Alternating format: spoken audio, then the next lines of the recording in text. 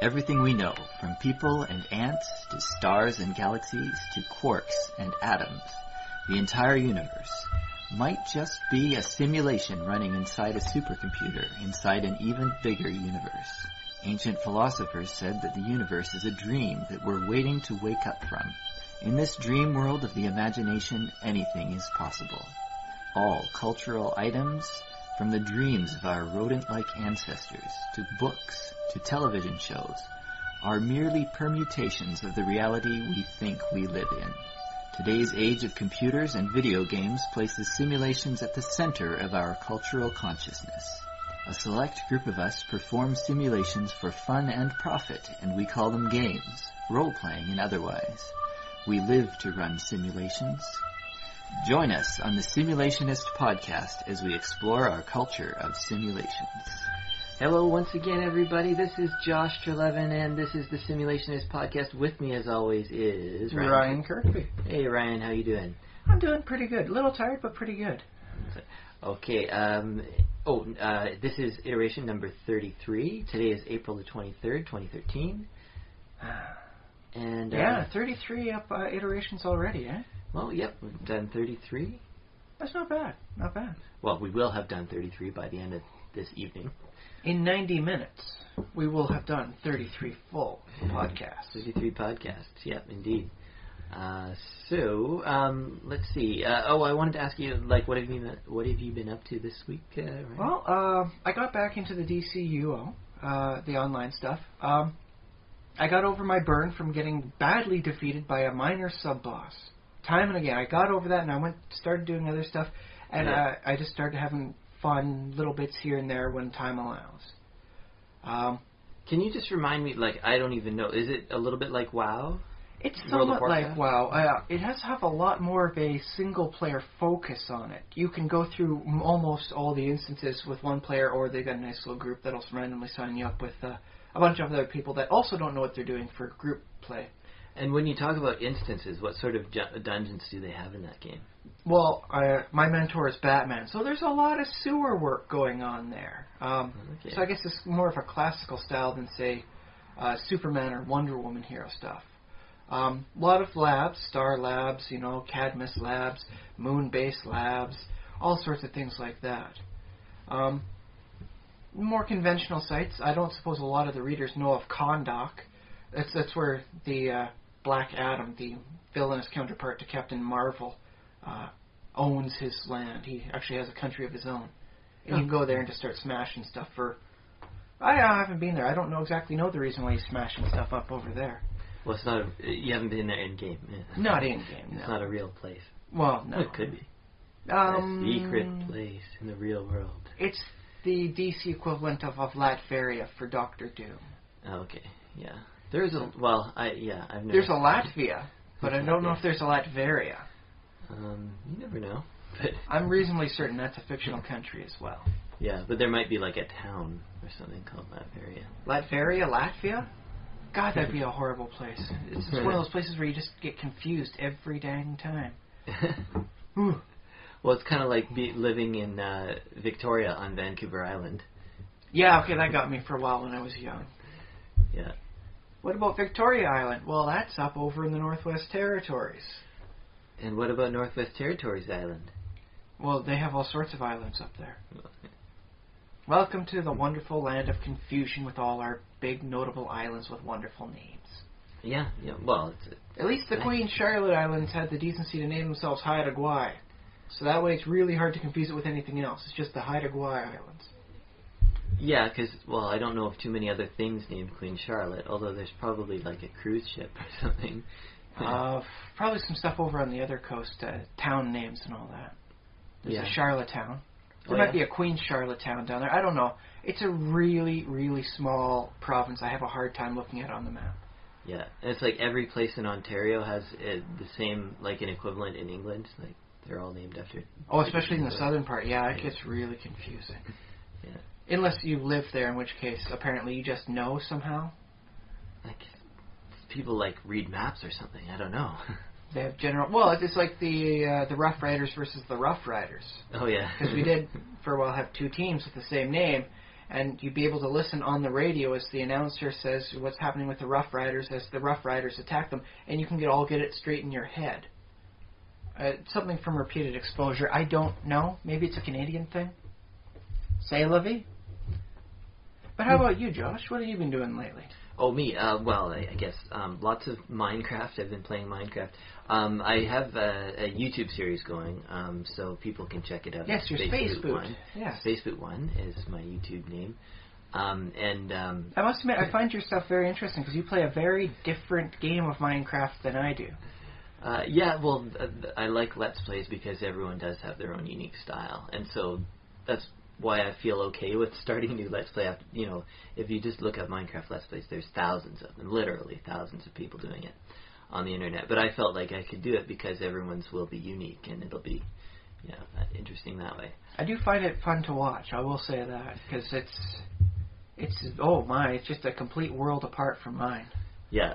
So, like, the thing I've been doing is I've been exploring my Minecraft world, and I've been, like, finding all the villages I can find and, like, naming them and, like, saying, okay, this is going to be where I'm going to build a cow farm. Like, I haven't actually done hardly any work on these villages. Well, you play the explorer lifestyle. Well, right now I'm exploring, but the idea is that I eventually want to develop all of these little villages so they're each kind of specialized. It's like, this village is a huge chicken farm, so whenever I need feathers, I go to that village.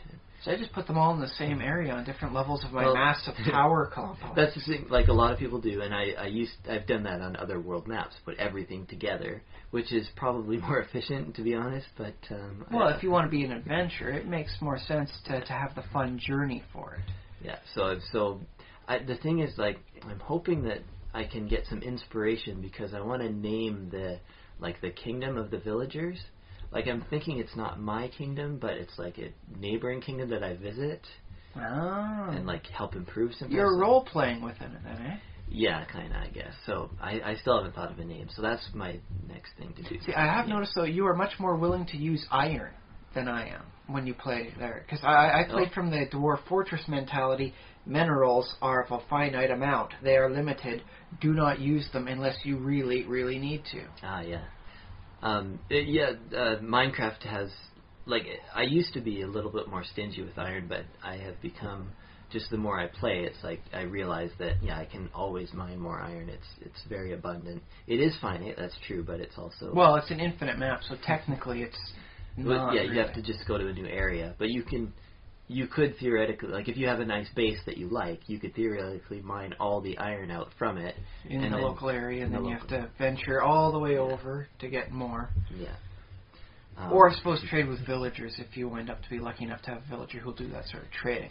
Yeah, I don't know if... Well, actually, the thing about Minecraft now, though, is zombies will drop iron, too. Oh, I should get playing that. Not every zombie will, but every once in a while they will. So. Oh, well, that's not bad. So you can get iron that way. Okay, so... But yeah, I play from the Dwarf Fortress mentality where I hoard all the physical resources. The only stuff I'm willing to give away is the stuff I can make infinite. Wheat? I trade wheat for emeralds? Sure, because I can make as much wheat as you can damn well please. Yeah, that's true. Have you seen my carrot farm? It's magnificently huge. I'll have to see your carrot. I haven't seen it. You know, we should get, like, our own server going. I think that'd be pretty good. I don't know. I'm spending a lot of time actually in Dwarf Fortress these days. So I'm trying out some interesting styles. There's some permutations about where caravans can and cannot go as they enter onto your map. Okay. They cannot go over trapped squares. So you can't just have, there's only one way into my fortress and it's lined with traps. Only good people can come in. If you want the big caravans with their huge amounts of items for you to potentially buy, you have to come up with different systems of getting in. Caravans will take any available route in, whereas invaders will always take the most direct route. So you create two routes, a long safe passage, a long passage with no traps, and a short passage just riddled with traps. So. Yeah, okay. So I'm having some fun testing that out, as well as some other little things. Ways to keep my dwarves alive when they get injured. Surprisingly difficult. A lot of them succumb to disease, but that's okay because, migrants, I can always get more and then drop them and injure them and then have them get patched up again and again and again. Well, I want to ask you this, Ryan, since you're talking about keeping your dwarves alive. Like, how often do you have to restart a world, or how old is your current world? I stopped it at year 125. There's a problem right now. Well, it's a feature. I consider a problem. I like to try and potentially capture the giant, horrible beasts of that wander the land. But it seems if I run it to the standard year 1050, most of them are dead. Even the wonderful bronze colossus, which was formerly all but indestructible, dead. And I find that to be a bit of a loss. Particularly because there's some breeding things I want to try that only works on named creatures. So I want to try and get like minotaurs or cyclopses or giants together, because they will always have a name and then I can always track their lineage. Ah, yes. But that's really hard to do. Okay. When everybody's dead. Yeah. So, just, something I would like to try at one point. Little tests, little dwarven science, as it's called in the forums for the Bay 12 people. Yeah. If I can figure it out, we're one step closer to amassing a greater body of knowledge for all the dwarves out there. Yeah, cool. So, but yes, metal is finite. Do not sell it. Do not turn it into mugs and sell that off. You make bone mugs and you make stone mugs and other things that you can get almost ad infinite. Yeah, so, well, if you don't use metal for mugs and stuff, what do you use it for? Armor for my dwarves, for the good stuff, steel, and... Right. Well, they call it cotton candy because, it's a secret, and, they don't like... It's very lightweight, but it's adamantine in the game. I see, yeah. Let's see, I will admit, if once I get an old enough fortress and I get enough minerals accumulated, I'll just wind up making entire floors, walls, floors, and all that just out of a particular metal. So don't waste metal, unless you want to make a nice floor out of it. Well, that way the dwarves, it increases actually the value of your fortress that way, see. as opposed to trading it where the value then leaves the fort and then it's gone. It's kind of like the real world. Invest in your real estate. Yeah, I make a good place where people want to come in, and that attracts the goblins, and then I kill the goblins horribly, and then I loot their corpses, and then I smelt the metal that they had on for their armor, and that gets me more metal. We call it Goblin Christmas. Because that's how we play. Oh, that's fun. Trust me, man, Dwarf Fortress, if you go to the forums, you will find amazingly horrible things. Ways to shoot magma like a cannon. Mm-hmm. They managed to figure out a way to turn the system of rail carts into like a shotgun, and other fun things. Very cool. Yeah, horrible ways. Even if you do mutilate your dwarves, make them better. Dwarves that are operating siege ballistas will run away from a monster that gets too close to it, but they don't need to aim because the siege ballista is aimed in the particular direction. So if you can blind your dwarves, who are going to be using the ballistas, they will continue to keep using and firing the ballista arrows right up until the final moment when the creature's right next to them. So they actually become better fighters that way if you find a way to permanently blind your dwarves. Oh, great. Yeah, it's not a pretty place, so, beware, listeners out there. It's a dark place sometimes, but immensely entertaining. Very good, yeah. Very good. So, do you have a quick thing to say also about making your own conspiracy theories and creating I do. stories? I've been looking around at a few things, conspiracy theories that are cropping up now versus some of the classics, and I have noticed there seems to be a nice zone for where you want to pull your real-world sources. I have seen some conspiracy theories that they were fresh and they were new, and then, because they was linked onto something that was contemporary at the time, wound up, oh no, got proven completely false. Your entire conspiracy theory falls apart like a deck of cards in a room full of fans. Unless you're just not working hard enough at making excuses. Okay, well, mind you, yes, the ideal conspiracy theory is so big and so vast and intertangled that losing any one particular point does not diminish it as a whole. But that takes a whole lot of work to do. So, not every conspiracy theory works that way. Yeah, so we want our cheap and easy conspiracy theories. Well, I mean, that is why I bring these up to you guys, is so that you can figure out a quicker, easier, and better way of creating a conspiracy better way theory. of being crazy and insane. No, this is for fun, so. Yeah, this is good fun if you want to create, like a nice novel, and you want, I want this to be dark and like noir with weird twists and turns and cults and stuff. Hey, you got to come up with a reason to tie everything together, and this will help you out. But what I've noticed is the stuff that helps stand the test of time relates to older materials, more obscure stuff.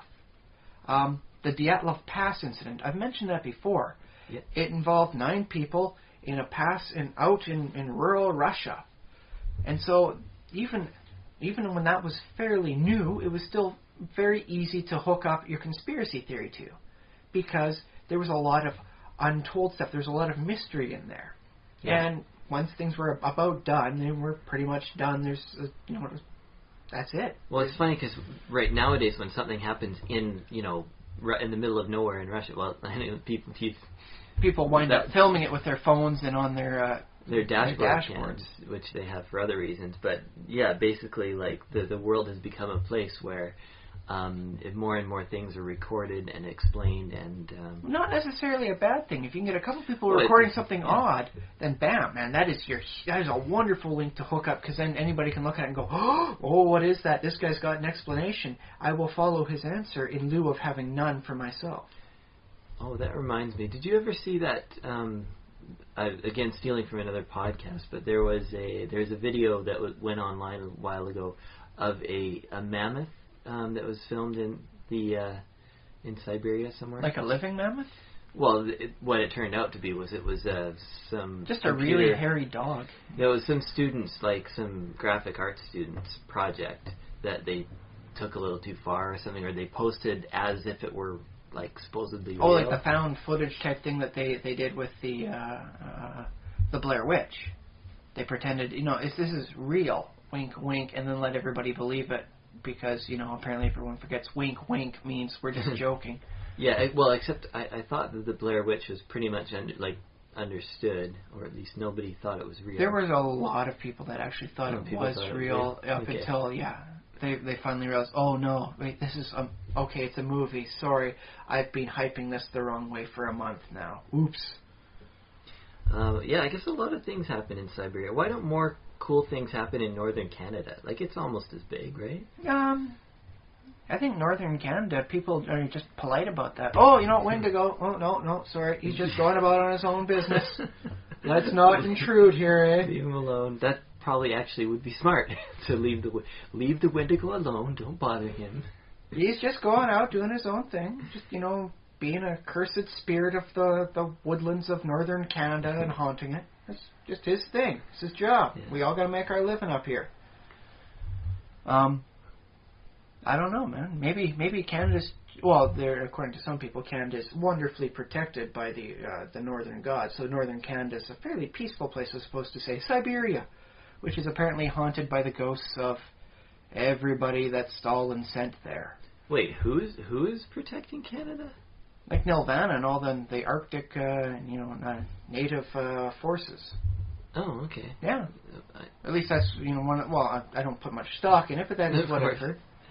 That's why you only have like a few things like the Wendigo and other little things like that, and you don't have the wonderful, menagerie of horrible beasts that Russia has. Oh, okay. This is as good a reason as any, I suppose. But finding going back onto the topic, finding the more obscure sources, the older sources, because once a topic is effectively done with, there's less of a chance of you having it proved wrong once you hook up your conspiracy theory to it. That sounds like a challenge, though. Well, hey, if you appreciate a challenge of hooking up to something that contemporary and then getting it right, oh yes, it totally plays in with my conspiracy theory even after it's all said and done. Yeah. More power to you. But that's effectively gambling. Yeah. Well, I mean, we're telling stories, so if you want your story to be believable, I suppose you need to take the element of what people already know out of it. Well, that's the reason why the big conspiracy stuff for Area 51 didn't start, as soon as the balloon crashed. True, yeah. It was like 20 years later that somebody came out with like all that information. Yeah, all the little things like that, and the whole, it was aliens, and we have people that said it, but they're no longer in the armed forces, and no, we can't get a hold of them, don't bother looking. So it's things like that that crop up later on, because the topic is effectively put to rest. We can call it a solid topic. It's stationary, not moving. A contemporary topic can be seen as a liquid topic. It's still moving about, going downhill.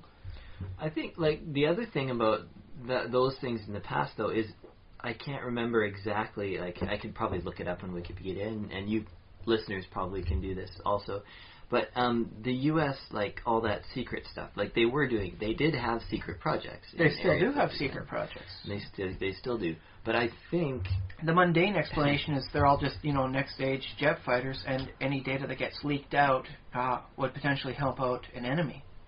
Right. Or, I suppose, a rival government. Well, I think, they have good reasons for keeping secrets, but there's also a statute of limitations, and I think we're up to the 70s now in terms of what's been released. Like, basically they've declassified most things. Yeah, some of their declassification has still got a lot of black marker on it, though. Okay. Yeah, I'm not stuff that will never officially be fully declassified. Interesting. Or at least not for a full 100 years sort of thing.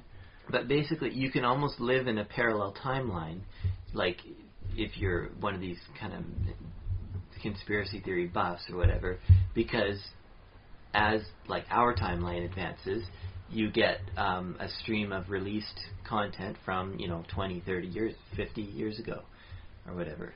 However rate that things are being declassified. I think it's about 50 years ago for general declassification, then it's 100 years for the really high-end secret stuff. Yeah, I can't imagine anything from like the 30s that would be like super classified nowadays. Well, see, that's what I think they're banking on. Is in the year 2200, the stuff that's happening in 2100s will not be valuable. Mm-hmm. The stuff that's being done in the year 2000 isn't going to look impressive to somebody from the year 2100. Actually, the other thing I wonder about that is whether the exponential like growth and change is going to mean that in the past it was like, oh yeah, something 10 years ago, that's old news, but like in our future it'd be like, oh yeah, no, that happened 2 years ago, there's no way it can have any bearing on what happens today, because like that was so 1990. No. Well, depending on who you talk to, there's still a lot of stuff for the economy of today being connected to the people from Thatcher's era, Margaret Thatcher. Reagan and who was it in Canadian power at the time? Who was the Prime Minister of Canada during the 80s? Would be Trudeau. Mulrooney? No, Mulrooney. Yeah, I think it's Mulrooney. Trudeau was back in the 70s. Yeah, I think it's Mulrooney. And so there's a lot of stuff that's happening in the economy now that is still based on the fallout from the stuff that they put into practice then. Oh, yeah. Well, I mean, the people talk about the New Deal, like from the 30s. People talk about the New Deal changing the face of America. And then I suppose, like, Reaganomics would be another shift in the change. And then Bush... Not everybody would include the F in shift. I'll say that. Depending who you talk to, Reaganomics is a very divided topic. No, I don't know if we should be delving into politics and economics in our gaming podcast, but so sorry about that too. Well, it's not necessarily gaming. I mean, we focus on all types of fictionary genres. Absolutely. And so if you want to have a history thing going on for your conspiracy theory that takes place in the 80s, it very much behooves you to understand what was going on for the economy at that time. Yeah, well, but the thing is, I've read a lot about it, and I don't feel like I understand it, and I don't know if I ever will. Well, here's the ultimate secret for you. A lot of the people that were in charge of policy making really didn't understand a lot of it, and they were there making the policy as it happened. So don't feel bad if you don't get everything. Just get the general, trends and patterns and the words. The broad strokes, not every little minute detail. Do you remember, like, in one of our early episodes, I was talking about the Columbus expedition, and like the decisions that they would make in those times. Like, if our leaders today don't understand very much about how the world works and economics and things like that, like how did those kings and queens make decisions? Like back in Columbus's day, I've been told perhaps not correctly, but I've been told it was basically what they wanted. It was very much more a personal decision for them than a political decision. Yeah, I guess you make enough bad personal decisions in this case, and you wind up with your head in the guillotine. This is what happened in the French Revolution. But by and large, it was basically, this is what I believe, and so this is what I will support.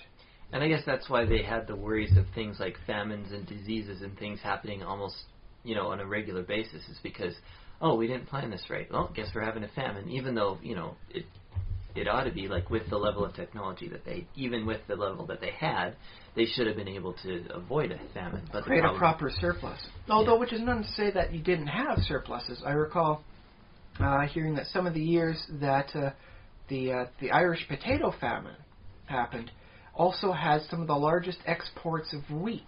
Yeah. They just weren't able to afford the wheat, and so the people in control said, sell the wheat to the British, and these guys starve. Yeah. The end. That's sort of how it goes, unfortunately, and it seems, maybe the world will improve. I don't know, in the future. I'm hopeful. But here's the thing. The Irish potato famines from that era are over and done with. If you want to hook up something as to what really caused the potato famines, that's excellent to do so, because most of the data's come in, and then you can look at it from a much more comprehensive perspective than if it was happening like right now. Yeah, it's very hard. Also, there would probably be a lot of angry, starving Irish people about, saying, hey, how dare you use our famine for your conspiracy plots? We're hungry, but, we don't have much else to do, so let's lynch you. Okay. So, strange way to look at it, but okay. If you look at history, a lot of the stuff that happened took place because of opportunities. The French Revolution, I've been told, had a large amount to do with the freezing of the rivers that led into Paris. When the rivers froze, you couldn't get the wood in, because the wood was all being carried on boat. Mm-hmm. And so, with all the ships stuck with the wood outside, people had to go into communal areas to burn burnable things, so everybody could stay warm and nobody would freeze to death. Now you have a bunch of angry people around a fire complaining about, God dang it, we're freezing. They're saying all this in French. We are freezing. We're burning our own stuff. And the rich people have no problems like this. We are freezing. And then the next day, so cold. The weather is really great. Nice, warm, wonderful weather. And then that's when everybody grabs pitchforks and decides to start chopping heads. Oh, yeah. Well, yeah, I guess there's a lot of examples like that where one detail sort of leads to, like a detail like the rivers being frozen leads to more things.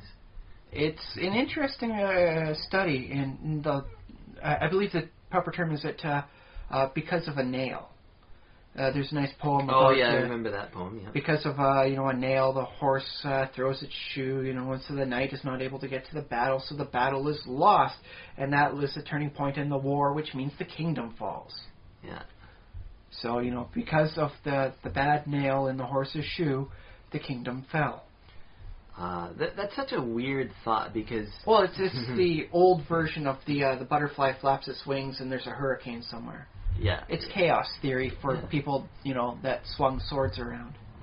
Yeah, and it's because there's a competing theory that's sort of like certain changes are inevitable, and like if they didn't rise up, if the French Revolution hadn't happened that winter, it would have happened the next one, or you know what I mean? Like with the way things were going, it was basically inevitable. Yeah. All you had to do was get the circumstances right, and that would trigger it. Yeah. I do like combining that with the concept that sometimes things don't matter. Like they say, okay, you're back in time, be careful, don't step on any plants, otherwise you could irrecoverably destroy the future as you know it. Whereas, you know what, chances are you could probably, set off a small backpack nuke in a western town, and things would turn out about the same. Like in the Old West, you mean? Yeah, if you're time traveling and for some reason you've got a backpack nuke in the Old West and you accidentally blow up a border town, in the middle of, the semi-arid wherever it is, they always have the towns that you see on the TV. Yeah. Not really going to change the course of history. I don't know, unless it was like strategic to the, the Mexican-American War. Or something going on, yeah, that is potential. But it's the same thing as like... 10 years ago, I killed 5 flies. At the rate flies breed, according to this math, I saved the entire universe from becoming nothing but flies. Yeah, I can see how that doesn't quite hold up. So it's one of the things where you get rid of that, you create a vacancy, and then it just fills in.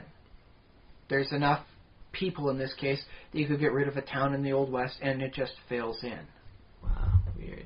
But conspiracy theories are about finding that little pathway, that that chain of cause and effect. The bleeding edge of what is and what isn't. Yeah. And they say, no, you're seeing it wrong. What you think isn't was. That's cool. Okay, so is that enough about conspiracy theories for today? I think so, yes. Find older topics, more obscure topics. Less chance to be proven wrong. Less chance to have people be angry at you. Okay, unless you want to take a risk. Well, I mean, hey, let's face it. If you really want to get yourself, out there and known, sometimes you do have to take the risk. Sometimes you do have to face, horribly angry people screaming horribly, horribly angry things at you. But I suppose, if we're talking about fiction and games, I guess, we'll stick with the safe stuff and stuff that people will actually be happy to purchase and read because I guess we do that in our society. We have a capitalistic, artistic economy. For some reason, everybody's big on finding the alternative history, and conspiracy theories of the Nazis. Mm-hmm. Nobody's really big on the other little things that are happening elsewhere in the world at the time. Well, people every once in a while will write like a story about something that happened somewhere. I do recall one about a guy, a missionary, who goes off to a small island to try and convert. It's a personal story, and in the end he only converts maybe one person over the course of 5-6 years. But this all happens during World War I. He doesn't even know about it. He's on an island where people are, getting their food direct from the tree when they need it. Mm-hmm. So there's not a lot. Yeah. I like that. I wish I could remember the name of it. It sounded like a good book. I was hearing it on CBC radio as they were talking about it. Yeah, okay. I have to look that up later and put it in. Yes, we do have an actual topic today, rather than just a pre-topic discussion. Our actual discussion topic? I would like to talk about sleep and dreams. Because within this last week, my daughter has been ill. She's had a high temperature and been cranky. She doesn't sleep very long because her nose gets plugged up, and that causes her to wake up and causes her to cry, which causes me to wake up, and that ruins my night's sleep and prevents me from having a good night's sleep. And I have noticed a very quick change in my personality from this disrupted sleep pattern. And yet, in a lot of the fictions, you see or read people going days without sleep. I see, yeah. Now, Lord of the Rings, when Legolas, Gimli, and Aragorn are chasing after the orcs, they go 3 days without stopping, and they're doing fairly okay. Kind of in a trance-like state, but they're doing fairly okay. They're able to chase properly orcs, whole orcs, and expect to fight them when they get there. Mm-hmm. Now, yeah, sure, they're physically fit. They're hardened, adventuring individuals. I don't know anybody that could say that they would be anything other than mental mush after 3 days without proper anything, like sleep, and just constant moving exercise. Ooh. Yeah. Did they not eat either during that? I think they had some minor rations. Well, no, they would have had lembas, right? Yeah, but that only helps you out so much. I think lembas would do it. Would do the trick. Even after 3 days of no sleep? Lembas is not a proper substitute for rest and relaxation. Because, you try eating and then doing a full day's heavy physical activity. Even if it's something like jogging across the country all day. Well, I think I remember it being described in the books as being like, it does everything you need it to do. Like, it's good, it tastes good. Yeah, but that doesn't mean it's going to digest. It's not going to digest properly in your system if all you're doing for 72 hours is jogging. Yeah, well, the point is, it'll get you there. It'll do it for you, but you're not going to feel great. Like, you would feel more satisfied if you ate, your standard, whatever you're used to, but probably meat and potatoes or something like taters. I imagine, though, that there were some quick stops where they had to just let everything exit out. Because, Yeah. you know, the way they were exerting themselves, it's not good for digestion. It doesn't matter what you eat. Even if you are eating steak and potatoes, if you get out and start running again for another 12 hours, you're not doing good. It's funny, yeah. They don't mention like any trail that Aragorn and the Fellowship make, but they do mention that as the orcs pass, well, the orcs are a much larger group, but they leave basically a trail of like garbage and filth and everything. Well, else. they're orcs. So. Depending on who you talk to, they kind of generate that like under their armpits. Yeah, and it's funny because like I imagine, like I've never. That's something you don't see in the movies, and I've never been to a country where they've had a war recently, but I imagine if there's, like, if an army passes over an area, like even a modern army, you'd think, well, maybe modern armies... Especially modern armies, they leave big old tractor treads. They would leave the tank treads, yeah. But, yeah, like an army passing over an area would probably leave it very, like, messy and littery, and you could find some interesting things, I would think. But maybe not, I'm not sure. Yeah, I believe so. I think over in Europe they still do a whole lot of wonderful like metal detecting to find old bits and pieces of, like, oh, this was the ring from a grenade. Nobody bothers to clean that up once the battle's done. Nobody comes out with a rake and starts raking up the rings on the ground. Yeah, that's true. And like, yeah, battlefields are one thing, and there's definitely going to be stuff that you'll find in battlefields because often after a battle, like the battlefield will be like all wet and like, you know, muddy, and it'll be dangerous because there'll be mines and unexploded ordnance.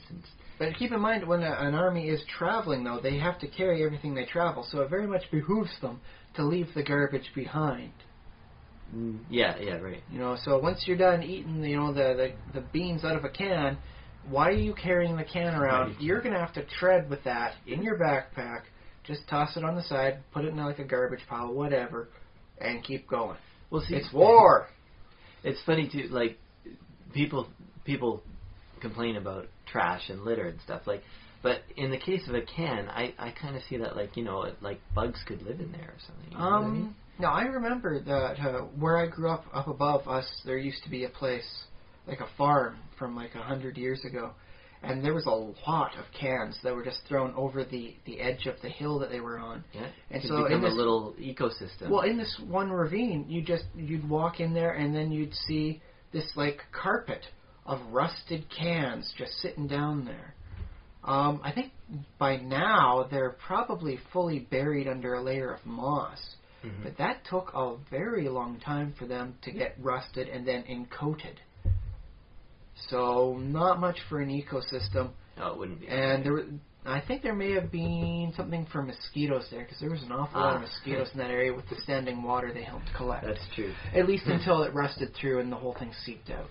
It's like nature doesn't mind having all these cans around, because nature's like, yeah, this is great, I'll make all kinds of mosquitoes. But obviously, yeah, it's not good for humans. No, not quite, no. They keep the coyotes away from that particular area, but it wasn't good for coyotes anyways. Mm-hmm. But yes, so I've noticed in sleep in a lot of things, because I remember in D&D, I was reading the Elder Evils book, and there was a rule in there stating for characters, you can stay awake a number of nights equal to your Constitution modifier, mm-hmm. Without suffering from ill effects. And that seems nuts. To trust somebody like a fighter. Like, a fighter's supposed to have high constitution because, you know, they get into fights. They should probably be tough guys. Mm-hmm. So, you know, if you expect a fighter with a 16 constitution to stay awake for those 3 days and still be all right and swinging a sword with as equal capacity as ever. Nuts. Absolutely nuts. Yeah, well, I don't know. It's hard to say, because sometimes, like, when you stay awake that long, you can kind of get like, for moments, you can have moments of, like, a second wind, and you can, like, get some adrenaline in. Adrenaline does great things for you. Like, yeah, but there's no mention of fatigue afterwards, because let's face it, that stuff takes a toll on your body. Adrenaline is not for the weak. Adrenaline's for the people that can handle it. I mean, you get someone who's, like, out of shape, and then you scare the heck out of them, like a near car accident, and they won't be, oh, I'm up and I'm active. No, they will be jittering masses like you had poured coffee straight into their veins. Yeah, but we just talked about, like, the fighter with the 16 constitution. Like, he should be able to handle adrenaline. And if you have for 72 hours and still be fighting effectively, I would not trust almost anybody, like, after 24 hours with a car. Well, it's like I'm trying to imagine like what you'd be actually doing for 72 hours.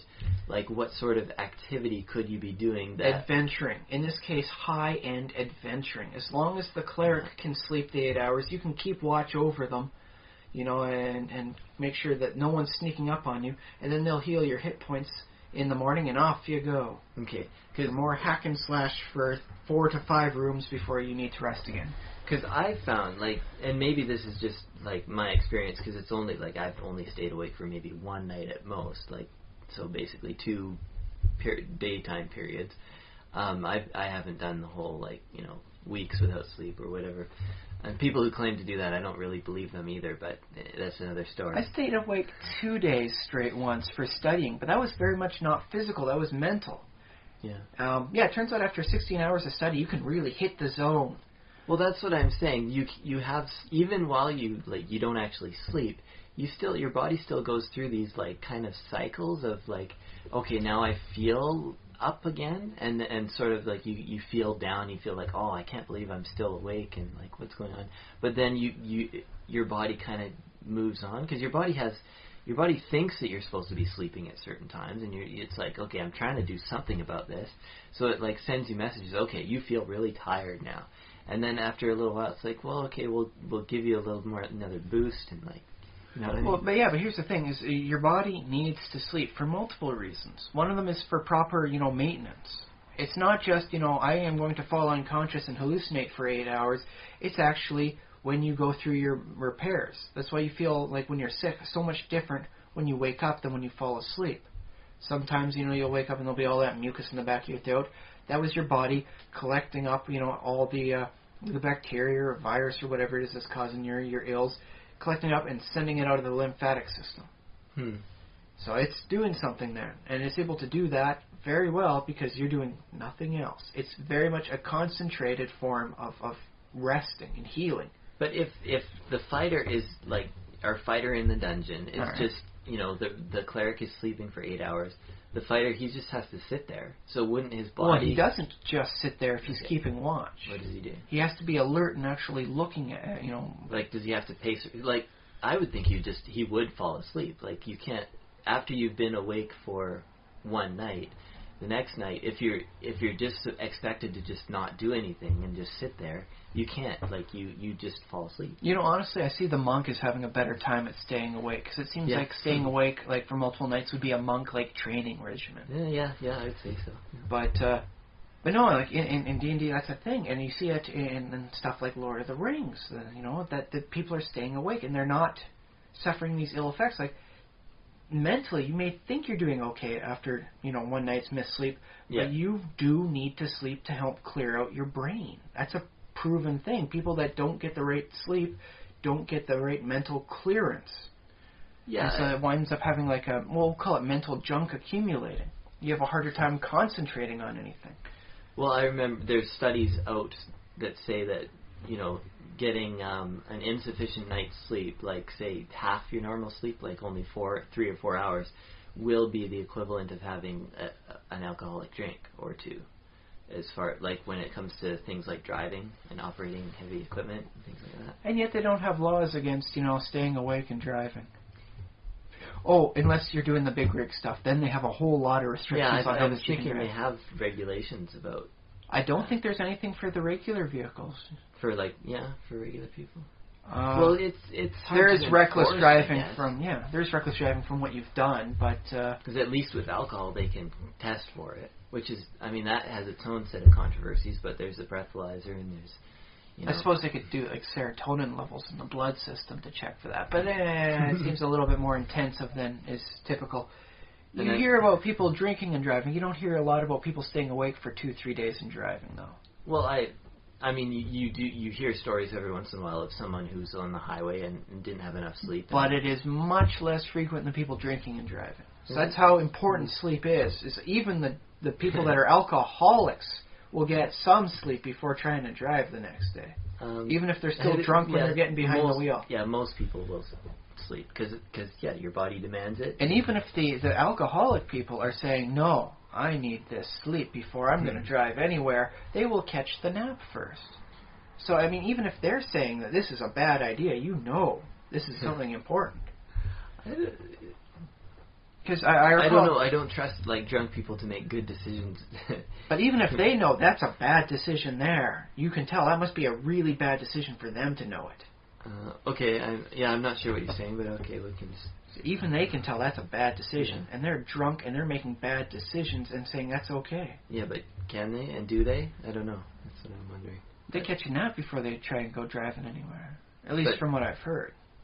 Well, I don't know. I guess that... Maybe we'll go to the bar at like 2 a.m. sometime and we'll say, hey, you guys might be considering driving home, but if you were awake for 36 hours, would you try driving then? And see what sort of answers we can get, and maybe we'll parse that out of the rambling stuff. Maybe. See how things go. But yes, I mean, it staggers me just thinking about, because I got most of a good night's sleep, but I kept waking up the same way that my kid did. Every so often when she would wake up, because I'm a dad, her cries wake me up. And even if there's nothing I can do and then go back to sleep, it's still waking me up. Yeah. And that really has affected me. It's just, I'm not the same man I usually am. And you never will be again. Not for another couple of years. Maybe when she can tell me where it hurts, what's wrong, then I can help focus and teach her how to blow her nose instead of just all the time. So it's funny, you don't see, well, I guess it depends, like you see all kinds of heroes, but I haven't seen too many D&D heroes who have like a small child at home. Like, you don't go out adventuring or on an adventure if you have a little baby. I could see that maybe for like a goblin sort of thing. Uh-huh.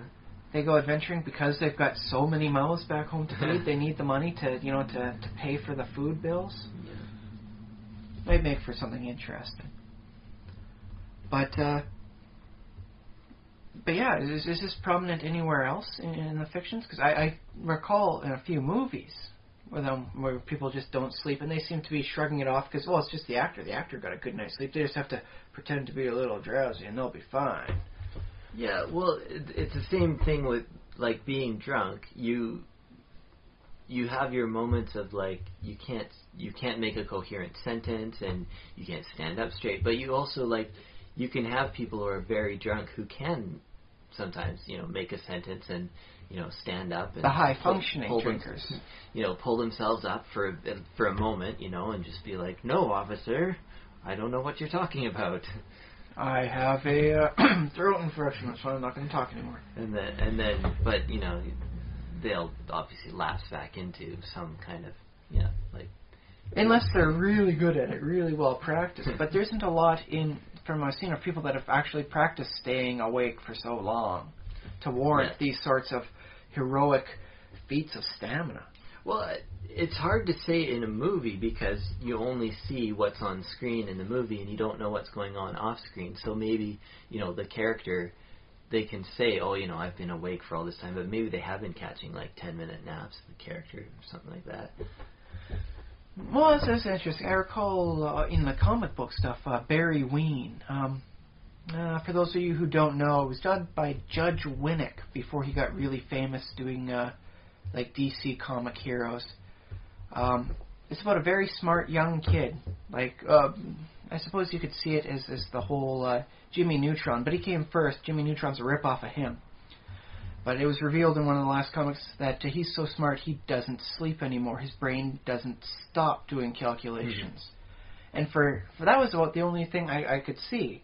Because there's been prior established that he knows such a great control of his own body based on studies that he can focus and pump the adrenaline as it needs to do this and to do that. And then he does do the meditation stuff later on to help clear his head. That's all been pre-established. Yeah. So he's the only character I can really buy the whole thing, I don't sleep anymore, as like a line that sounds anywhere near plausible. Well, I agree with you because I don't believe, I also don't believe that that's the whole truth. When a character says, I haven't slept for 3 days, just the fact that you haven't slept for 3 days will, maybe you are making some of that up, and maybe you, maybe kind of slept a little bit or kind of went into a little bit of a trance or something, sitting up, kind of staring at the wall. So now that we've established that, though, that this makes them less realistic, how does that focus for 3rd and 4th edition elves in D&D? Well, at the end of the 2nd edition, they stop sleeping. They just do like a 4-hour meditation, but they never actually sleep. Well, it's like your genius guy you were just talking about. When it's a superpower, it's kind of like, oh, okay, magic, blah blah blah, hand wave, there you go. Fair enough. So, it's a super, they don't sleep. It's a superpower. They don't imagine that's the crappiest superpower. Like of all the superpowers. No. Magnetic kidneys. There's your bad superpower. But not having to sleep. I mean, I guess it'd be you get more done, but I am highly efficient man. Although I suppose if they have the right skill set, it could wind up working to their advantage. A private investigator who has to keep alert when they're watching stuff, or say a computer hacker who can do like the 20-hour watching the code and searching for various things. That winds up playing to their advantage. Mm-hmm. Batman, I guess it helps out for him when he's on like his I'm on a vengeance roll, but no, he actually does need to sleep too. Well, it's funny about code and stuff because this is just my personal subjective experience, but I find when I stare at a screen, I'm able to stay awake longer. Like when I have something stimulating. That might be an interesting thing because I have been informed about metabolic rates while you're doing something like watching TV is more akin to being asleep when you do it for long periods than doing any other activity, even like reading a book, where you're still just staring at something and basically not moving. Yeah. There's something about the passive nature of it, where your mind basically just goes on to automatic routines and you shut down. Yeah, and I've been thinking, I guess this is another tangent, but it'd be really cool if in the future, if instead of sleeping, we did something like either video games, because sometimes I just dream that I'm playing a video game. Oh, yeah. I used to do that when I played too much Civilization. Yeah. I'd fall asleep and then I was playing the game in my own head and I was continuing on with that. Yeah. That's when you know it's time to take a break for a couple days. I don't know. When you play a game enough that you stop dreaming about it, though, I think but here's the thing. The reason I got back into Dwarf Fortress after my break was because I hadn't played it in a while and I started dreaming of it. Oh. In lieu of playing it, it was entering into my dreams. But I wonder if, in the future, if, we'll be able to modify the brain or something like that, or inject something, or... It seems that REM sleep is too essential to our condition for that to be effective. I recall a study on that where a guy was trying to prevent REM sleep from happening, and it was okay for the first night. He had the electrodes hooked up to people, and whenever they'd start entering REM sleep, he'd come in and he'd shake them awake. Right. But around day 2, 3, maybe 4, I forget how far along it was, but he was basically spent the entire night running from bed to bed trying to keep everybody awake, because as soon as they'd fall asleep, they'd go directly into the REM. Yeah. And so he was trying to prevent that, and in the end he couldn't keep it up because as soon as because he had 6 people asleep, and he was just going from room to room like some sort of bad Scooby-Doo chase scene, just trying to keep everybody from hitting the REM sleep. That's interesting. He should have had some assistants hired for that evening, but oh well. So if you stay awake, the longer you stay awake, the faster you fall into REM sleep? Into the deep sleep, your brain apparently needs to cleanse itself of the short-term memories and help form the longer-term connections. So I'm imagining that fighter who's staying on watch for 3 days straight and not... is going to have very bad memories of the last 2 days when he finally does go to sleep. Or maybe he will just drift off every once in a while for 10 minutes and actually hit nice REM little sleep. fugue state. He's just kind of following behind the rogue as they're going from room to room. Okay, we need the fighter. Shake him. Okay, he's gone.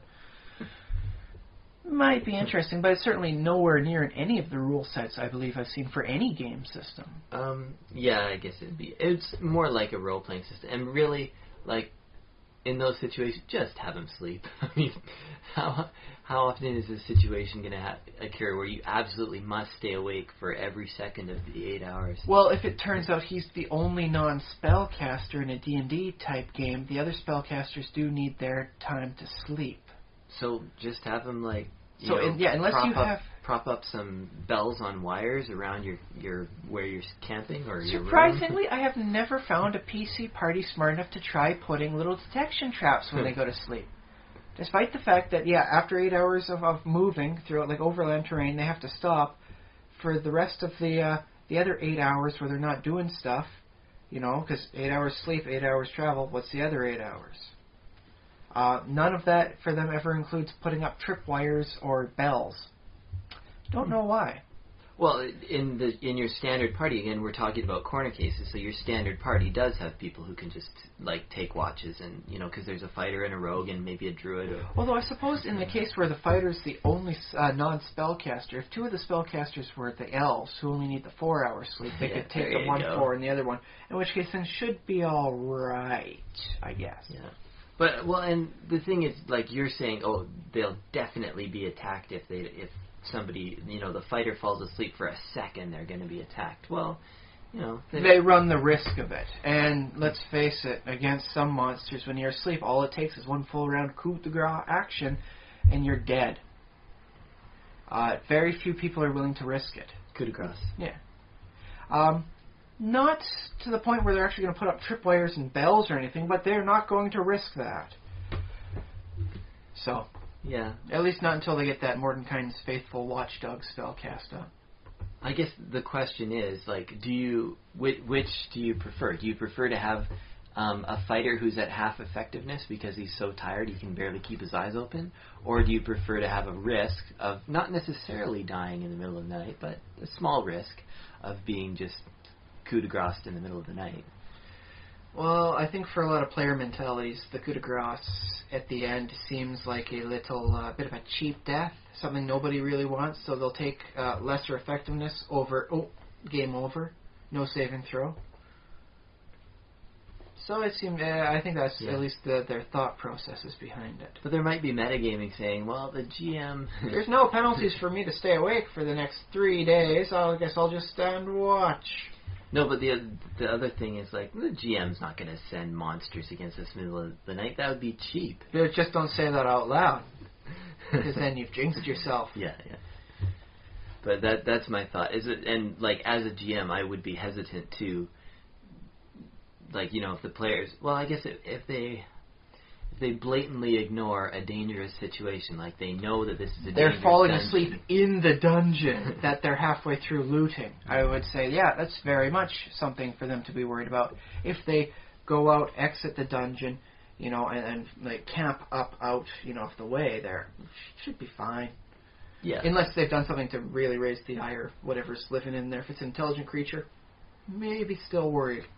Yeah, and I might roll the dice, a 10% chance of some sort of nocturnal encounter, and from that another 10% chance, so it's 1% now, basically, or is it less?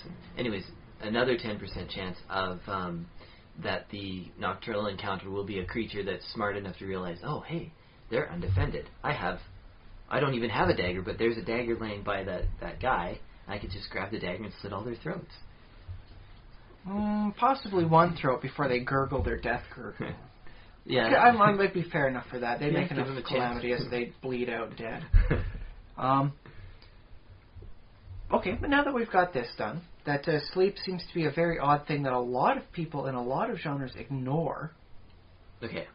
Basically, because, heck, let's face it, with video games, you don't sleep until you need to heal.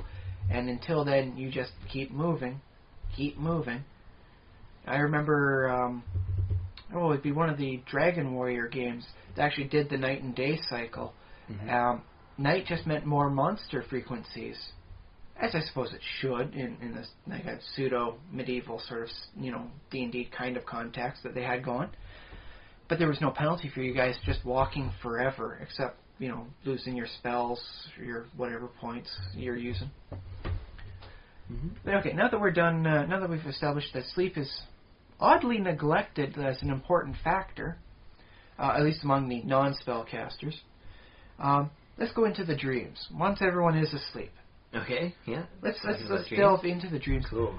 How much of importance do you put on dreams within the stuff that you've detailed, the books you've written, with the games you've played. Are you asking me or just you. the listener? I'm going to ask you specifically. You will be the equivalent of a listener in this case. Although the listener is free to post up their ideas on many of our numerous areas. Less than I kind of would have liked, because I like the idea a lot. I have used dreams on a couple of occasions, but not as much as I feel like I probably should have. Because I must say, about the only times I've ever used dreams in any of the campaigns I've run, it was basically just a Deus Ex Machina for the plot.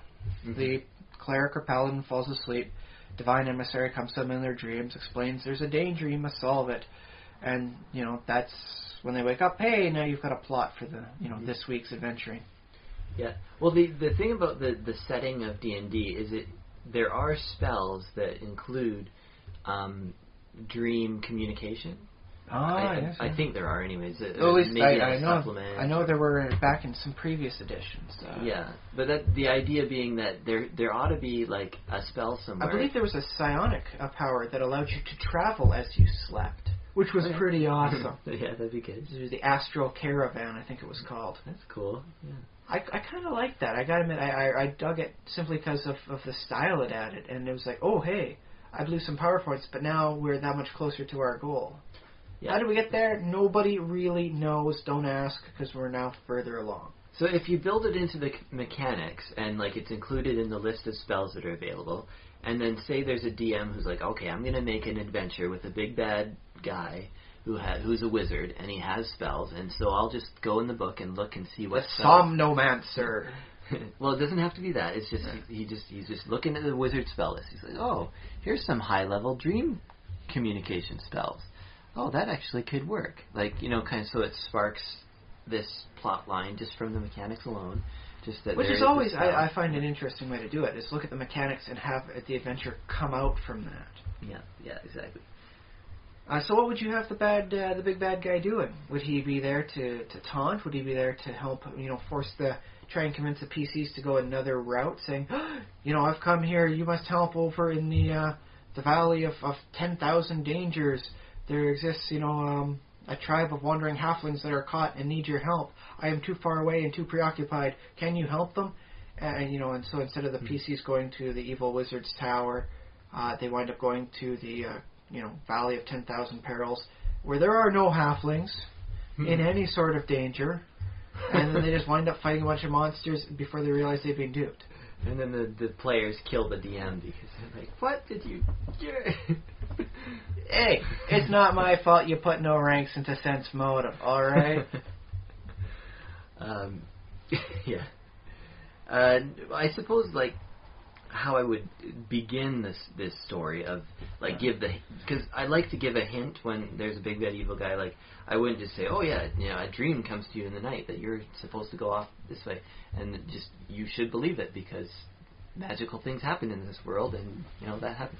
So instead of that, I would be like, you meet an NPC who's been troubled for the last weeks of horrible nightmares and like being intimidated, but they won't explain, like, they don't tell you all their dreams. They're like, they go strangely quiet, or they don't want to talk about it anymore.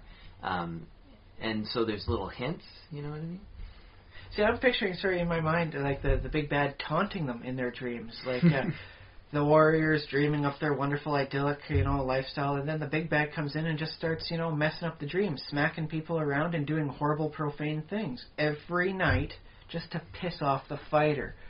And what's the fighter going to do? Try and attack? Oh, it doesn't matter. It was all a dream. He didn't really get me. Ha ha! That seems like a wonderful jerk-ass thing for a good villain to do. Then you want to go fight him just to get him to knock it off in your dreams, man. Maybe, like, well, my villainous personality would actually be like, no, Mr. Fighter, this is a great dream you're having, all of this idyllic stuff, and oh yeah, there's your wife and your infant son that you left behind, and oh, here you are back with them. Oh, isn't this nice? Oh, you could be back there if you weren't, coming after me. See, I'd be more the kind of guy who says, I will not tell you the full details of what's going on, But I will tell you that he is very much profaning your first love within your dream. Okay. It's pretty darn annoying, because you know it's a dream at this point, but you really can't stop him. Or at least his dream self. I mean, it doesn't just have to be the big bad guy who has access to, dream communication. Like, he can mess with your dreams, but it also could be like, some sort of a sorceress, a good aligned sorceress, like a good witch or something who's trapped in a tower, and like the only way she can communicate with the outside world is through like dream magic. Her secret knowledge of dream magics. Yeah. Otherwise, everyone who's put her in there believes her to be fully cut off from the rest of the world. Yeah, I like that. Yeah, It makes her seem much less like a damsel in distress, more like, hey, I'm in a bind. I need you guys for an assist. Yeah, exactly. And then it'd be cool if like you got there and like you finally freed her, and then she's like explodes with power and like blows up the bad guy and like. Oh, so in that case, it isn't necessarily fighting the bad guy and rescuing the damsel. It's more of an end run. You got to get past the end guys, and just doesn't matter if they're still alive. You can knock down whatever barriers are up there and let her take care of the whole thing. Yep. Yeah. Exactly. Well. Yeah. Well, even though I am always a fan of it's the PC's stories, not the NPC's stories, something like that makes for a nice twist, in which case it changes the dynamics. It's not about fight, kill, it's more about, in this case, the evasion stuff. So if you have a more high dexterity party than strength, or, like wizards that specialize in non-harmful spells, more teleportation and distraction, illusion stuff, very good way for them to show off their talents in this case. There's time to shine. Yeah, I guess it's been done in fiction before, where there's a very powerful good guy. Well, Dogma is a good example. Yes. Where God took the form of a homeless guy. Hey, no spoilers. But suffice to say, God is not exactly on the playing field. Oh yeah, I don't know. Okay, go for spoilers. Go ahead, I think it's all enough. Warning people. Spoilers for Kevin Smith's movie Dogma ahead. So God took like a human form, and then he got into a coma or something like that. Yeah, those devil guys clocked him and put him into a coma. The evil hockey ski-balling. Yeah. The Stygian ice hockey players, yeah. And the thing is, like, if God's the form he were to take were to die, then he reincarnates automatically because he's God, and so he's stuck. And so what the protagonists have to do is they have to reach God and either we'll find out where God is. In that case. Find out where he is and like end this state of he's basically a prisoner, right? Like basically in his own body. Yeah. Which says some interesting things about the comatose people, but we're not going to go into those subjects at this point in time. Or I should say she is a prisoner, because obviously, God turns God out to is be whatever God wants to be. Yeah. God, just happened to want to be Alanis Morissette after spending time in a comatose male body. Yeah. I don't question the ways of God. Fair enough. So, where was I going? Oh, yeah, rescuing the very powerful person who's somehow been incapacitated and then giving them their power back and letting them do the ass-kicking. The final scene. Yeah.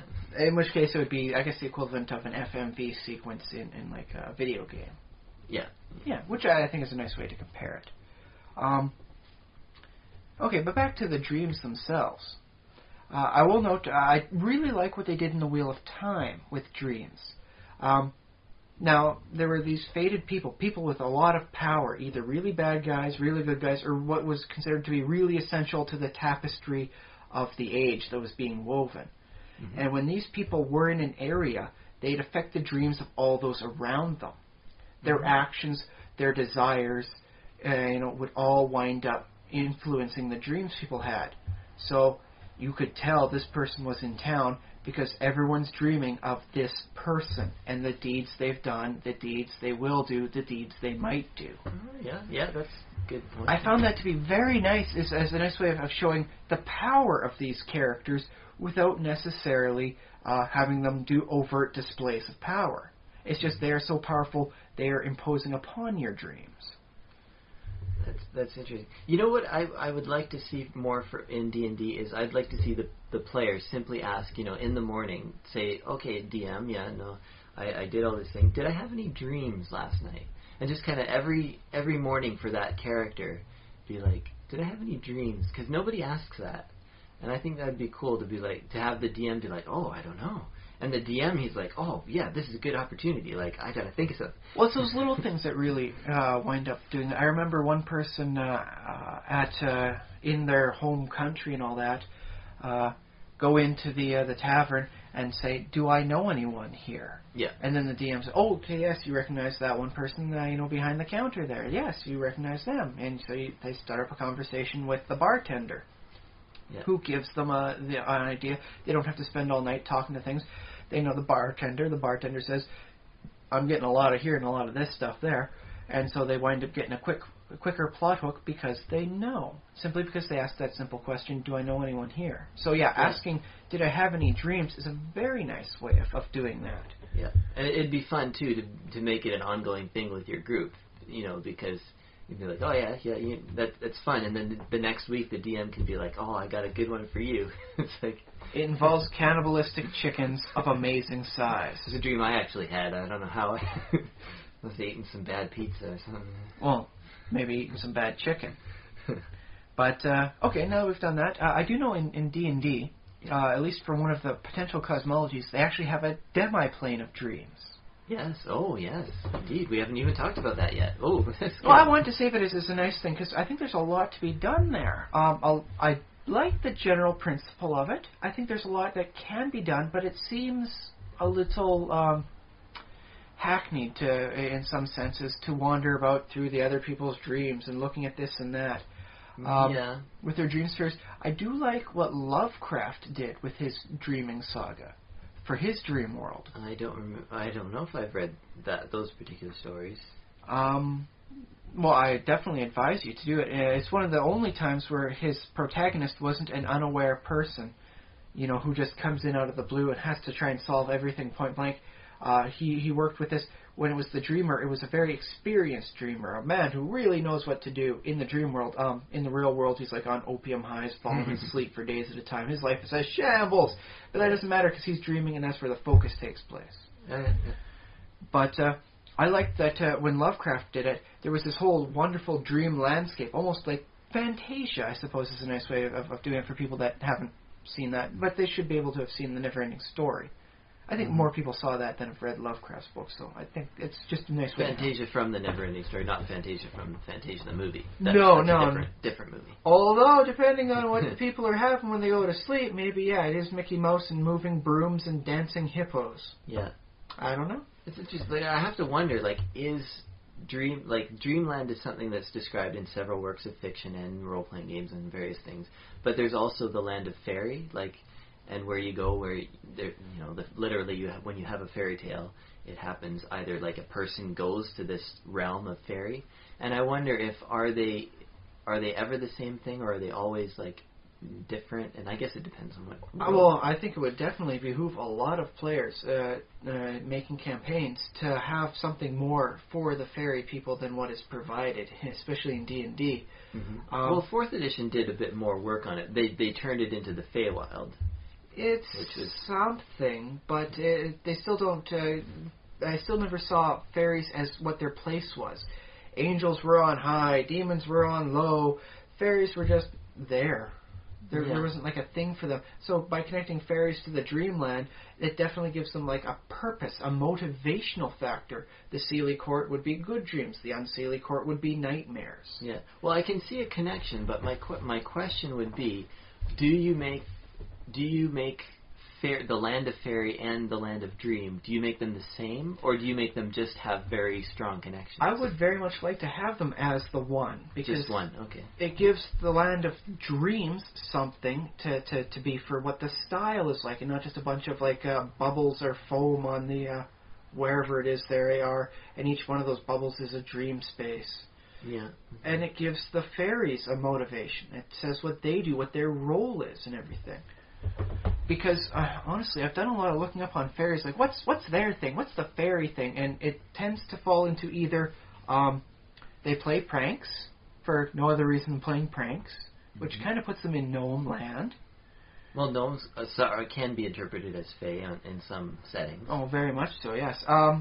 Or there's that one thing I do kind of like, that after the whole fall of Satan, the gates closed on both ends, And, and the angels that were in heaven stayed angels. The angels that were in hell became demons, and the ones that were trapped on the mortal realm became fairies. Okay. Yeah. Which is kind of groovy. It's something for them, because Yeah. there really isn't a lot. In D&D, I've noticed that you have to do a lot of reading of other sources to even find out what the heck is going on with Seelie and Unseelie courts. They're talked about, but they're never presented. So true, yeah. by connecting them up with dreams and making the fairies something, ephemeral and dreamlike, very much plays in wonderfully for giving them something. And it does cause some interesting things, like elves are supposed to be fairy-type creatures, but they never dream because they never sleep. Are they the exiled fairies? And then all of a sudden elves have something extra to potentially hook onto for a campaign style. Yeah, well, unless they're just already in the dream state all the time, sort of deal. Well, I want to explain all the elf frippity-doo stuff that you keep seeing. Yeah, where they're, dancing and all frolicking even when the situation calls for seriousness. Because not every elf is Legolas serious. Sometimes they're all fancy and don't care and all full of fluff and vinegar or whatever it is it's called. Yeah. Well, I definitely think it's a very cool other aspect to add to fairies. But I mean, they have that thing where they're somewhere between angels and demons. They have another thing where they're sort of the spirit of a tree, or the spirit of a lake or a stream. The spirit of a pond would be a fairy. There's sort of a hearth spirit's another thing. Well, that's not bad. I wonder if that you can't tie that in with like the Aboriginal from Australia idea with their dream time. That before there was a time as we know it, there was a dream time when everything was a dream. Mm-hmm. And so the things like the creatures that are connected to a particular area or connected to like a tree in this case would have arisen back when it was a dream time. And thus they stayed behind when the dream time receded to normal time. Mm-hmm. Well, it's sort of like Plato. Is it Plato? Yeah, the Plato's theory of ideals. And I don't want to get too deep into that, but the idea that things like trees and chairs and rocks and things have an idealized form, like there is somewhere out there a perfect chair. Well, and that's one way that it's often been described. But I also think like maybe there is a chair, like the chair I'm sitting on now, like it's a chair, and it's it's got its all. But when I think of it, I kind of create a copy of it in my mind, so that becomes almost a spiritual. Well, okay, this is going way crazy. Sorry. It becomes I'll try and finish the thought, but it becomes a spiritual item, and then once it enters my mind, I can add qualities to it, and I can say, oh, but this is a magic chair, and it has a personality, and it walks, and it talks, and it yeah. Well, see, in that case, I think it falls into the same category I lump in with the many worlds concept of choices, how every choice you make. Yeah, it doesn't explain how this stuff actually comes into being, and so lacking a process of this, I cannot assign much belief into it. I'm afraid, based on my scientific background, I have to disregard it on its lack of evidence. The other thing is, like, you see, it is a human desire to imbue inanimate objects with, like, intention and personality, and you see this all the time. Anthropomorphism. Yes, anthropomorphism, that's the thing. The cat that we have down here on the ground is not really as we perceive the cat to be, because we are adding our own biases and perspectives onto the cat. Yeah. In which case we start devolving into a feline version of Citizen Kane, where no one person can ever truly find out the nature of another. You have to take it from multiple sources to, help eliminate these biases from any one aspect. Yeah. And then, there are, like, television shows and stuff. Well, Alice in Wonderland, things come alive, playing cards. Pee-wee's Playhouse, like, chairs and... Everything was that was creepy, man. I would hate to live in Pee-wee's Playhouse. And I wonder too, like, if that's deliberate. Like, do you suppose the floor talked, but his face was on, like, in the basement side, so all it was down there is like this horrible dark basement with his voice going, "Oh, get off my back." It hurts. Quit stomping. That would be great. That would be such a good show. It would make for a nice twist at the end, like the final episode. He goes down to the basement, and there's just the face of the floors, crying and moaning. There's Pee-wee, just laughing and goes away. That's your Pee-wee Herman? I've never been a good impersonation. I can never hit the pitch. No, I'm not going to try it either. He just laughs it off, goes upstairs, stomps around a little bit. Because sometimes Pee-wee's a bit of a jerk. Yeah, that's true. But I wonder if, because children will see the world in terms of assigning intention. And as adults, we kind of learn that, no, you didn't actually stub your toe because of the stupid nature of the couch. Yeah. It was just the way your foot swung, and you weren't paying attention. You were a little sleepy. And so when they make programs for children, it's like they often will add the... and you see it with animals especially, because animals always talk in children's shows and children's literature going back to ancient times. Oh yes, I mean, heck, I recall 3 bears living in the woods that were talking to each other. But I don't know if they count as just a regular talking animal because they, owned property and had a lifestyle. I mean, they made porridge, which means they somehow bought or grew the oats. Well, they didn't have to make the porridge. Maybe they had... No, it pretty much states that they were making porridge that one day, then they went out to let it cool. Okay. So, that's kind of how it goes. So we're talking about anthropomorphizing things. Which is definitely something good for dreams, I must say. Oh, it's definitely a nice thing if you're going through the dream world to, when you're at a door and with a lock, oh no, we don't have a rogue with us, talk to the door. The door comes alive, and maybe you can convince it to open. It's a nice way of getting around some of the troubles of a lopsided party, I'll say that. Yeah. And that's true. Like, in dreams, you hand a little bit of the power over to the player characters. Like, if we're talking about a role-playing game. Yeah. Because, anything is possible in a dream, and if the player can, come up with something cool that, I changed the dream world this way, so to give us this advantage, talk to the door, then the DM's well, it's dream world, I guess it happens, sure.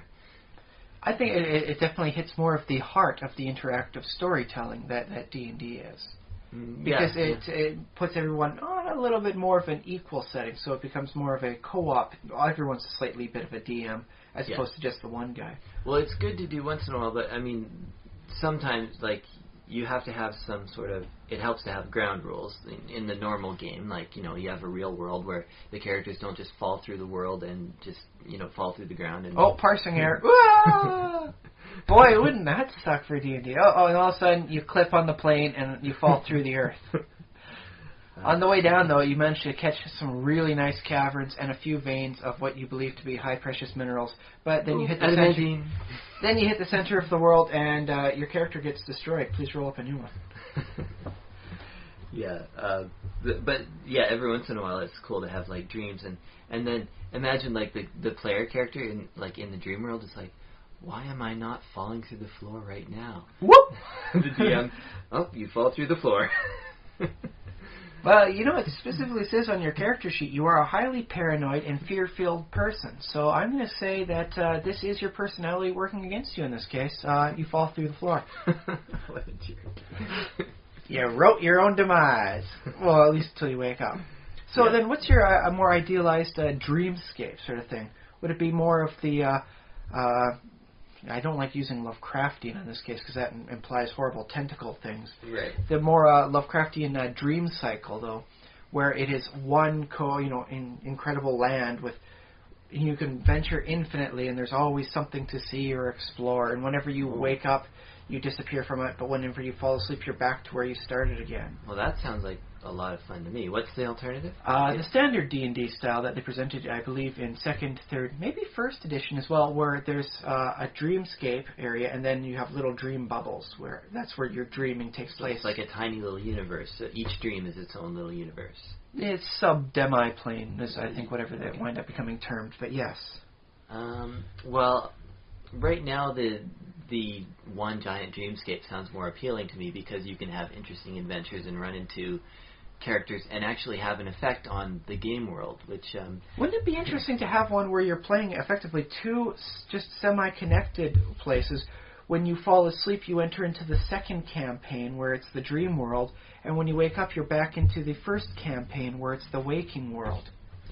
That would be cool, and it reminds me of Shadowrun a little bit, because what happened with Shadowrun was they had a whole other world on the internet. They had several other worlds. So one was on the internet, the Matrix, as it was, and then there was the astral areas. Yeah. So and it became like it was a little bit unwieldy, because it's like, okay, in this world, this character does a whole bunch of this stuff, and the other character is like, okay, are we ever gonna get out of here? And then in the other world, it's like different characters, which it did cause a bit of a disconnect when you're trying to hack the system while other people are in a firefight. Yeah. Because what are you gonna do? You can either try playing both at once, or you said, okay, firefight, then hacking bit, then next fight, then next hacking node.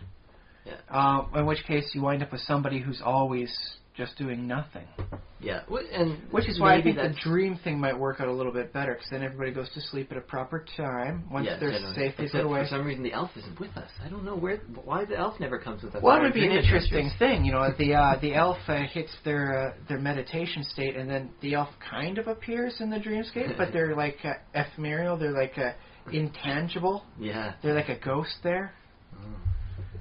You know, this might... Okay, I'm going to say, we're going to put a pin in this for a campaign idea, and we're going to come back on this some other day. Yeah. Because this is actually sounding really appealing to me. I could get into this sort of campaign. It'd be fun, yeah. One thing I've always... in the past I've thought would be, like, a thing to watch out for in the dream world is when you're playing D&D, you're already creating an imaginary world where anything can theoretically happen. You're already creating that. So if you create a second layer, I think that's there's a risk of that being not as interesting or reducing from the fantasticness of the original layer. Well, it depends. I mean, if you play up the dreamscape realm as someplace that's full of just a riot of colors and all wonderful fairy creatures everywhere, and cities full of people that live only ever in the dream world. They don't know why they don't also exist on the real world. My question would be, why not just make that the campaign setting? Like, if that's because the real world could be dull and gray and harsh. And then there are things like, maybe goblins don't dream. Maybe goblins don't exist in the dream world. And so there has to be these interconnector people that relay the information back and forth. Okay. And so that way you can help show the grim nature of the real world by contrasting it with the dreamscape. Oh, well, that's true. What I like out of my campaign worlds, though, is I like to make them nice and varied. Like, I don't like to say, oh, the world is entirely grim and horrible, because I like to have my fantasy worlds with a little bit of fantasy, with a little bit of that color and that riotousness. You know, there can be gritty, harsh stuff in the world, but I like to simulate our real world and say, there's a very... it's not just a one biome world. Yeah. A planet is not a town. And that's the point about the dreamscape. Like, is the dreamscape all, like, just all colors and all, like, everywhere it's just rainbows, just rainbow after rainbow? Wouldn't rainbows get boring after a while? Well, it wouldn't just be that, but you'd have other things, like just ships that fly through the air as opposed to that. So instead of having the high fantasy in your main world could be more of a low fantasy thing. And if you want your flying ships, you gotta fall asleep. Okay, well, that's an option. That would be fun. I would play in that campaign world. I probably wouldn't run a world like that, because I would want all of my great, good stuff in the actual game world, like the actual world. Well, I think it's a nice way of making sure you get the best of both worlds by having both worlds and just making sure there's a wonderful, nice, clear divide on there. Yeah, no, I would definitely enjoy experiencing a setting like that. And then you could have some interesting fun trying to get things from A to B, so that, it's like, oh, hey, the Dwarven dreamscape stuff has all these wonderful metals that don't exist in the real world. How can we get it over there? Well, how can we get the dwarven night metal to exist on the physical plane? I don't know. I worry about saying that there's a dwarven dreamscape because then... Well, the dwarven dreamscape would be the same area as the other people's dreamscape. It's just lower. It's just under the ground of the dream world. Yeah, so the dream world is basically a copy of the real world, but just with some different weird things added, basically, right? Not necessarily. You could, like I said, contrast the flying ships. Maybe the dwarves down there, they work with stone in a much more primal fashion. Like in the real world I'll use in quotation marks because it's a D&D world. It's not really real. In the real world, they have to use picks, and they mine slowly. In the dream world, they shape it with their hands. It's much more clear and primal. When they're creating a passageway, it moves open like that, and then it just naturally fills in behind them eventually. That's kind of cool. But here, I'll ask... So it could contrast, like the dwarves, like they have to do this to mine normally in the real world, but the dream world would be what they wish it was like, the ease, the wonder, the beauty they see in there that they just can't create with a pick because they're on a deadline. They gotta move, they gotta get the ore out. Do you think the dream world replaces also some of the planes too? Because there are dwarven realms in the outer planes, like there's Moradin's Hall. Do you think that would maybe be better suited in a dream realm? Kind of? That would be interesting, the dwarven dream god. It would be interesting to see that. Yeah. Because I'm imagining some of these like dream worlds, like the dwarven realm of the dream world, would be very similar to a dwarven realm in some of the planes, like maybe not Celestia, I don't know, but yeah, some. Well, I do recall there's one dwarven god that has his mountain is a perfect cone, which seems really weird. Yeah. But everything in there is perfect. But that works for the dwarves with the mathematical perfection they want to create in their items. Whereas I can see the dwarven dreamscape in this case would be governed by the dwarven dream god, who's devoted to artistry. So the dwarves they mold it with their hands as they create wonderful dream works, like statues and other things you couldn't possibly create because it'd just be so fine. The filigree of the gold on their bracelets is just so amazingly woven. It can't be done with physical hands. Do you think, like, the dwarves who live in the dreamscape, like, I don't know, would the dreamscape have its own, like, native residence? Like, would so I'd be thinking there'd be, some sort of native residence, permanent dreamers. And what do you think they would think of celestial dwarves? Celestial dwarves? Like, what would be the difference between...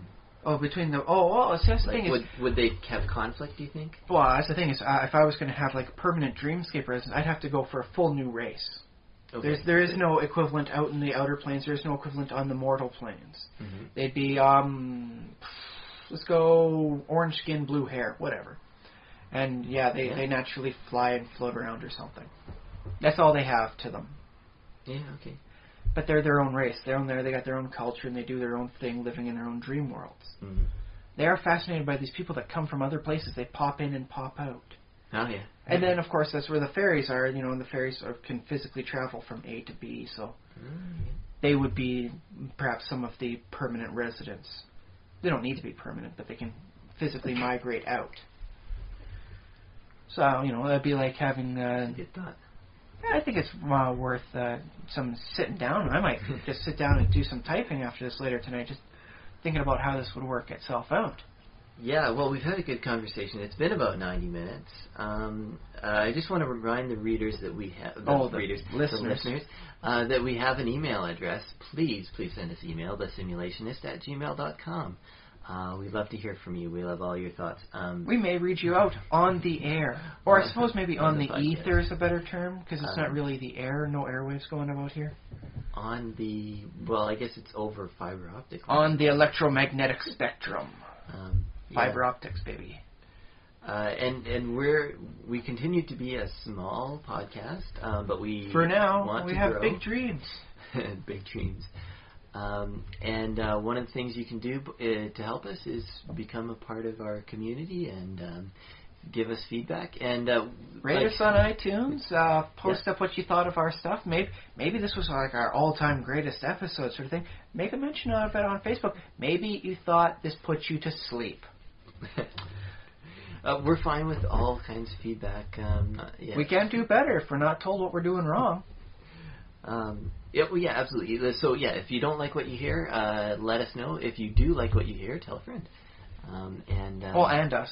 Tell us and a friend. We also like to know what we're doing right. Sure, yeah. We don't want to drop that if we're doing any changes here. What else did I want to say? No, that's good. I think we covered everything. All the places where you can find us. Obviously, if you got this far, you've found us however you did. Unless you got recommended by a friend who just gave you the MP3. That you have to do. Okay. Or send our MP3 over to your friend. Send it over to your DM. If you think he's running a campaign that could use a little extra spice, a little extra pizzazz, and you think we've covered it very well, go for it, man. I'd like to hear from your DM. Why not? Yeah, we want to hear from everybody. DMs. But not all at once. We will try and sort it out as best as we can, but, we can only hear, I guess, a maximum of 2 different things at a time. Oh, I would like to have a massive inflow of emails. One day. Yeah. One day. Any more thoughts on dreams and dreamscapes? Just don't find yourself confined, especially on stuff like dreams. Because the very nature of dream is something that it changes weird and it goes in odd permutations. Don't say it has to be this. Maybe you can combine both the dreamscapes together. Maybe where the fairies have their wonderful towns, bubbles crop up around it, and those are the little dreamscapes that people have as they're trying to resolve deep inner conflicts. Maybe that's how it goes. Cool. Well, you have like a shallow dream end where you have the dream cycle type world, and then you have like a deep dream area where you want bubbles and turmoils full of potentiality. Ooh, good thought. Good thought to end us off on all the potential of the future. I've been Josh Gillette. I've been Ryan Gerke. Keep Keep thinking out there. Keep thinking.